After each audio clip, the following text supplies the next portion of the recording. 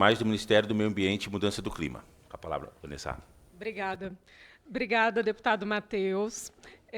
Quero muito cumprimentá-lo por mais essa audiência, mas especialmente pelo seu trabalho, né, ao longo desses anos todos em frente do GT Direitos Animais.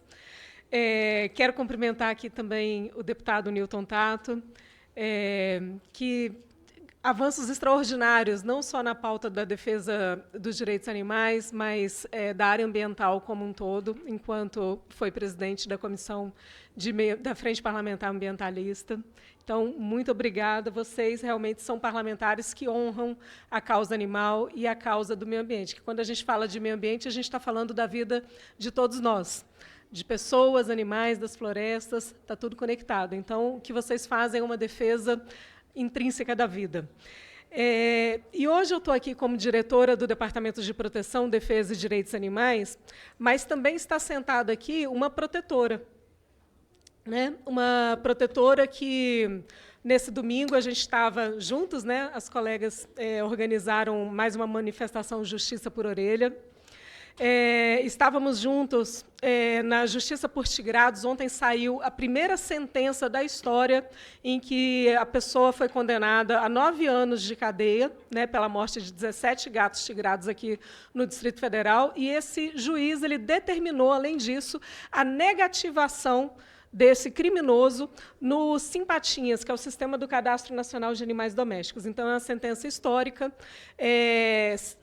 Se ele, qualquer dia, for tentar fazer uma adoção de animal, e for pelo Simpatinhas, vai acusar ali que ele está negativado. Por isso que é tão importante que todos utilizem o Simpatinhas para que a gente comece a criar essa grande rede de proteção. Também está sentada aqui uma pessoa que, assim como vocês, estou vendo colegas aqui da MAS, da Ampara, da Adoção São Francisco, de tantas ONGs que estão na ponta, realizando aquele trabalho que muitas vezes é do Estado.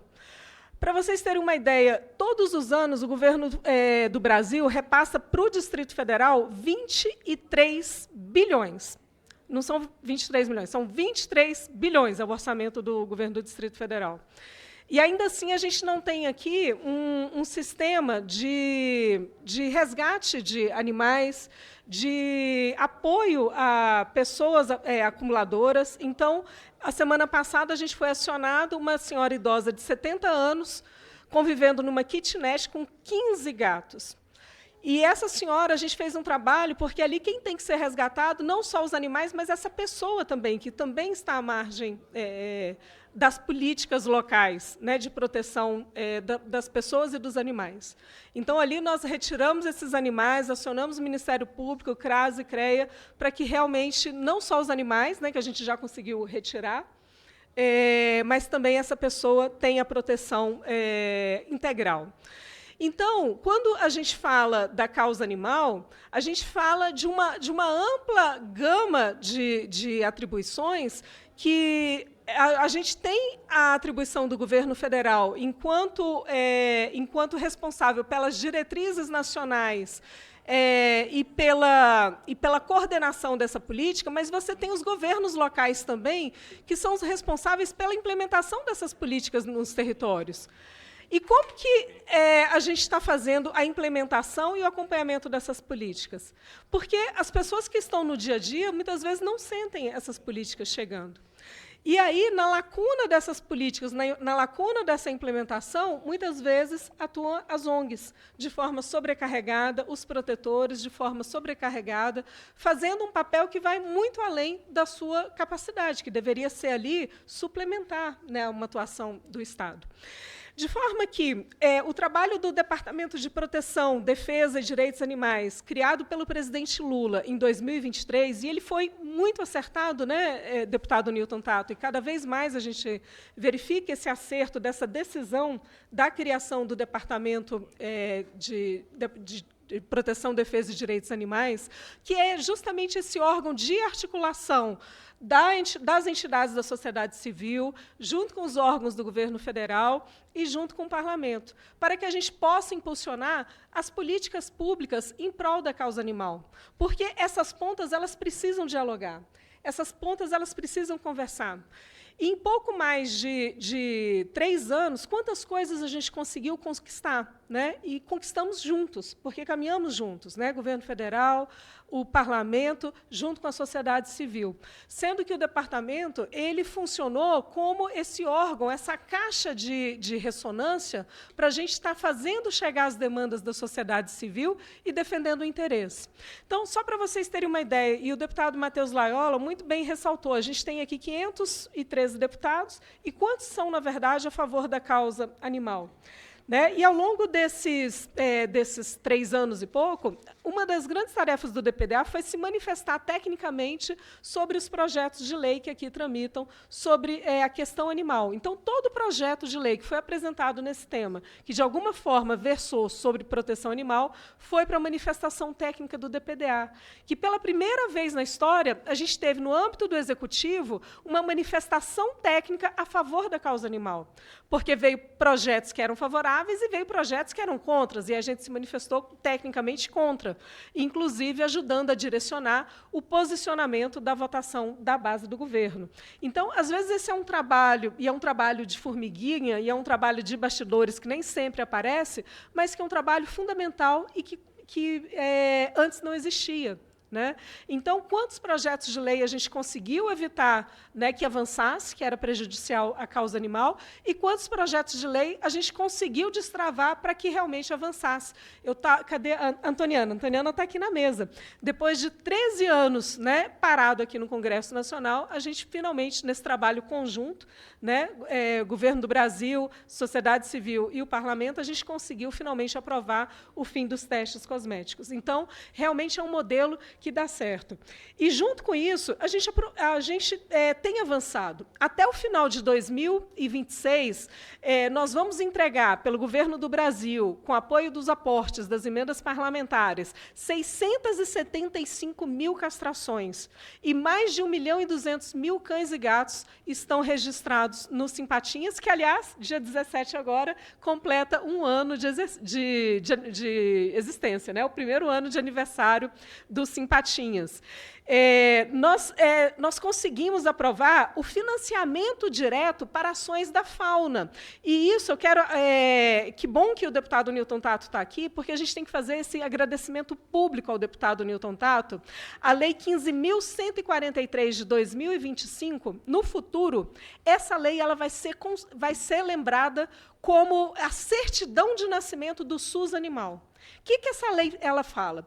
Essa lei ela permite a transferência direta de recursos do Fundo Nacional do Meio Ambiente para o município para ações de proteção emergencial em casos de incêndios, inclusive para resposta à fauna. Só que, pelas mãos do deputado Newton Tato, ele colocou mais um artigo permitindo que também fosse feita a transferência de recursos do Fundo Nacional do Meio Ambiente para a conta específica do município, ou seja, sem a realização de convênio, para ações do Programa de Proteção e Manejo Populacional Ético de Cães e Gatos. O que é isso, gente? É o nosso futuro SUS animal. Então, o deputado Newton Tato criou as bases legais para que a gente tivesse essa transferência fundo a fundo. O que a gente precisa agora? Lutar pela implementação do orçamento. E aí, que bom que a gente tem a Cláudia aqui, da Confederação Nacional dos Municípios, e ela vai trazer uma proposta que está na hora da gente avançar sobre a questão da constitucionalização do orçamento da causa animal. Ela vai falar disso, mas a gente está no momento de regulamentação da adesão dos municípios ao Propatinhas. Né? E a gente, tendo essa adesão dos municípios, a gente vai ter um mapa, e a gente vai precisar de ter o orçamento para poder atender essa adesão. Então, é fundamental que a gente trabalhe nisso junto também. Outras conquistas, né? A gente teve, ao longo desse tempo, a proteção, através dos Planos de Ação Nacional de Conservação, de 1.031 espécies ameaçadas protegidas no Brasil. E a gente tem aqui ONGs que atuam na proteção da fauna silvestre, como a Ampara. Então, quanto que é fundamental esse trabalho em conjunto da parceria das ONGs com o governo do Brasil, para a gente estar pressionando para que essas espécies, cada vez mais a gente tenha essas espécies dentro desses planos de ação nacional e, principalmente, que novas espécies não precisem de estar num plano de ação nacional, que elas possam ser livres, viver onde elas possam exercer a sua participação. A gente teve recentemente, né, a aprovação do decreto Justiça por Orelha, em que a gente conseguiu ampliar as multas que eram antes de R$ 500 a, no máximo, R$ 3.000, para quem matasse uma onça, que matasse um animal. Hoje, as multas começam de R$ 1.500 e podem chegar a R$ 1 milhão, a depender da gravidade. Então, isso foi uma coisa extraordinária que acompanha, inclusive, o trabalho dessa casa, quando fez a aprovação da Lei Sanção, né, que já aumentou de 2 a 5 anos de cadeia. E acompanha também o trabalho dessa casa, quando também destravamos o PL 347 de 2003, depois de 20 anos tentando tramitar aqui na casa. Então, muito boa atuação dos deputados da causa animal. Conseguimos aprovar aqui na Câmara dos Deputados e agora está no Senado. Temos que derrubar aquele jabuti da frente parlamentar da FPA.